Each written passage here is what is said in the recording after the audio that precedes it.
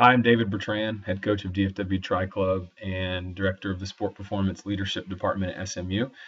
And many of you have signed up for the 5K program. And so you send me questions. I collected all of them, and this is the way that I wanted to answer them so that everyone could benefit. So if I haven't met you, thanks for choosing to be a part of the program to get your year started off correctly.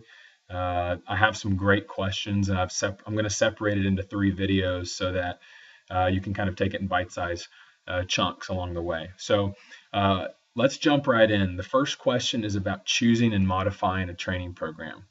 So the question is, what if the novice program seems a little more than I can handle, but walking seems too little a change? So this is a great question where you're looking at, well, I can do the walking program, but the novice program seems a little bit too hard. So choosing the right program, I always recommend, especially if you're getting back into activity, to choose the one that seems easier, even if it's the walking, because usually you haven't been consistent as you'd like to. So even 4, 5, 6 weeks of walking compared to the inconsistency in the past, that accumulation of workload might feel different 4, 5, 6 weeks down the road, even though it seems easy right now. So that would be one way to take it on.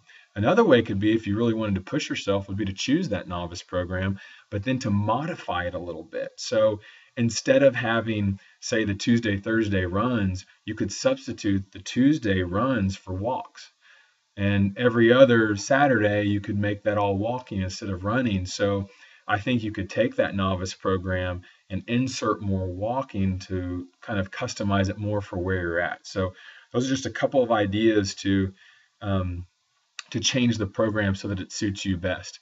Another question along those lines was, would you please suggest run walk intervals for either the novice or the walking program? So for those of you that don't know what intervals are a great way to increase the workload within the run or walk set so that it's not just all one pace for the entire set. So this can be a great idea to vary up your training and to, in some cases, burn some more calories because you're increasing the workload. So if I'm doing the walking program, obviously it's all walking, but in theory, you could say every 5 minutes, try a minute of jogging. And you could repeat that cycle, 1 minute of jogging, 4 minutes of walking, repeat for the entirety of how the distance or for the 30 minutes or whatever it is. So that would be a way to change up the interval. Some of you are doing the novice and you can't run the whole time yet, and that's okay. I like to start with, say, 30 seconds or 1 minute of jogging and then 4 minutes of walking. Once you start to get with that, it's kind of easy, then up it to 2 minutes of jogging and then 3 minutes of walking. And you can kind of play with the intervals that way.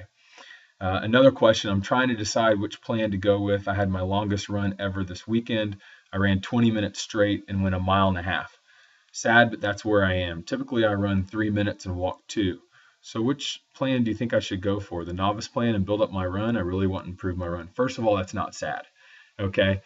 You're in the game, and you just got to acknowledge where you are, and it's not sad at all, because what you may not be able to see today is that's not where you're going to be tomorrow or even the next day. So be proud of where you are.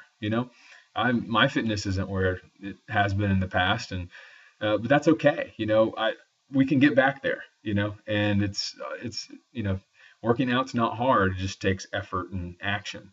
So, and you're doing it. And I think 3-2 is a great way to go about it. Run 3 minutes and walk 2. So once that becomes easy, you might want to take that up to a 4-minute jog and a 1-minute walk. So I think there's a lot of different ways you can work in the intervals if just either running for a consecutive period of time is too much workload for you. And I'm a big fan of the frequent walks anyways, because it allows you a chance to refresh your form and really to kind of keep, the quality of your jog and run better throughout. So even if it's for 10, 15 seconds, a little water break, I like to take those little refresher breaks as well. So those are some great questions about choosing the plan and how to modify it. The next question is about running indoors versus outdoors. At what point is it okay to substitute an indoor run for an outdoor one? Well, listen, this is about getting it done. So I'm happy if you get the run done. For those training inside exclusively, I would encourage you to go outside.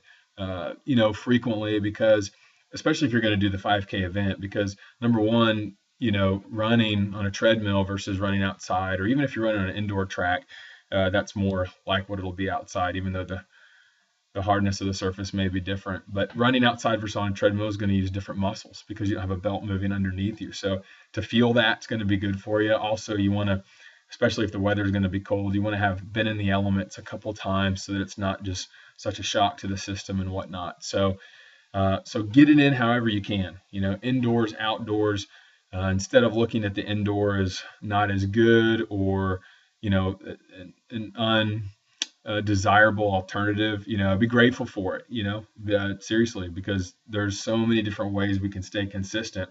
That's kind of how I see it is man, there's all the setup that I have to help keep me consistent, help me on the program. So substitute indoors if you want.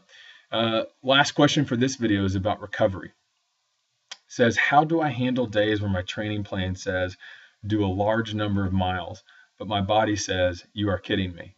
In other words, he's too fatigued from the previous training or unexpected work obligations. So this is going to happen. You're going to come to a workout and you're going to say, this is just too much for me. Well, I ask you to, really look in the mirror, because if it is a situation where, you are too tired to take on that workout, then it's possible you might need to rest, but a lot of times when we're coming on the program, we already know this is our MO. We already know there's going to be days. And so sometimes there's something about going ahead and doing the workout anyways. My favorite thing to try is go, I don't care how you feel, start the first 5 or 10 minutes.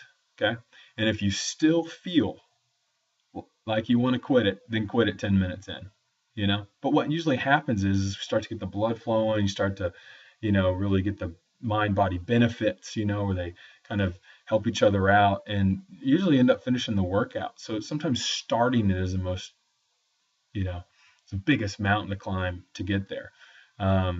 So everyone's going to hear something different to answer that question. Some of you are overdoers, you're overtrainers. You just constantly are injured, or, you just don't know where to draw the line.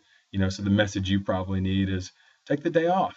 You're not going to lose too much. You're not going to miss so much. And for many of you, you're just not motivated. You don't need to take one day off the whole time. I don't care how bad it hurts. You need to get out there and start it, because you're more prone to not do it. So again, that's something you're going to have to help me with, because you know yourself, So, I want you to get results from the program, So to get the results means you're going to have to challenge yourself, because if you're not going to challenge yourself, then you may not get the change you're looking for. So that concludes the questions for the first video.